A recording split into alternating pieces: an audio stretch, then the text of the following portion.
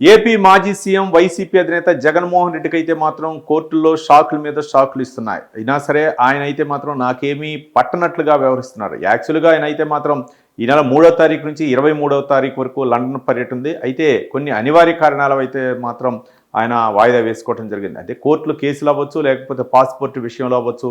ఆయన అయితే మాత్రం సిబిఐ అయితే మాత్రం 5 సంవత్సరాలకు సరిపడా పాస్పోర్ట్ అయితే మాత్రం ఇవ్వమని ఆదేశించడం జరిగింది. దీన్ని విజయవాడలో ఉన్న ప్రజా ప్రతినిధుల ప్రత్యేక కోర్టు అయితే మాత్రం సంవత్సరం వరకే పాస్పోర్టు ఇస్తామని చెప్పడం జరిగింది. సంవత్సరం వరకే వ్యాలిడిటీ తోటి పాస్పోర్ట్ ఇవ్వాలని చెప్పడం. మరోపక్క 20,000 రూపాయల పూచీకత్తోటి స్వయంగా వచ్చి హాజరు కావాలని చెప్పేసి ఆదేశాలు కూడా ఇవ్వడం జరిగింది.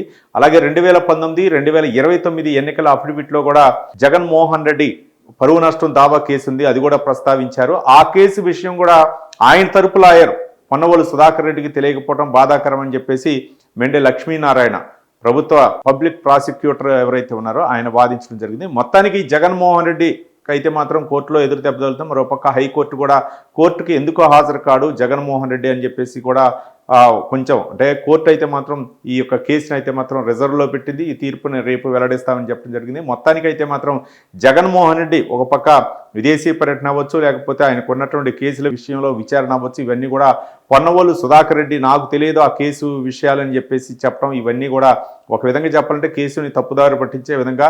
మరోపక్కటి జగన్మోహన్ రెడ్డి నామోష్గా ఫీల్ అవుతున్నారని చెప్పేసి పబ్లిక్ ప్రాసిక్యూటర్ అయితే మాత్రం మెండు లక్ష్మీనారాయణ అయితే మాత్రం చెప్పడం జరిగింది. మొత్తానికి ఈ కేసు వ్యవహారంలో అయితే మాత్రం జగన్మోహన్ రెడ్డి పరువు నష్టం కేసు వ్యవహారం అవ్వచ్చు, లేకపోతే ఆయనకి పాస్పోర్ట్ పునరుద్ధరణ ఏదైతే ఉందో దానిపై కూడా కేసును అయితే మాత్రం హైకోర్టు రిజర్వ్లో పెట్టడం జరిగింది. ఈ యొక్క రిజర్వ్ని రేపు వెల్లడిస్తామని చెప్పడం జరిగింది. మొత్తానికి జగన్మోహన్ రెడ్డి కోర్టుల విషయంలో అయితే మాత్రం ఒక్కొక్క కోర్టులో అయితే మాత్రం షాకుల మీద తరుగుతుంది. మరోపక్క సిబిఐలో ఉన్నటువంటి కేసు అవ్వచ్చు, లేకపోతే సిఐడి నమోదు చేసినట్టు కేసులు దాదాపు ఇప్పటి వరకు ఆయనపై అయితే మాత్రం 18 కేసులు ఉన్నాయి.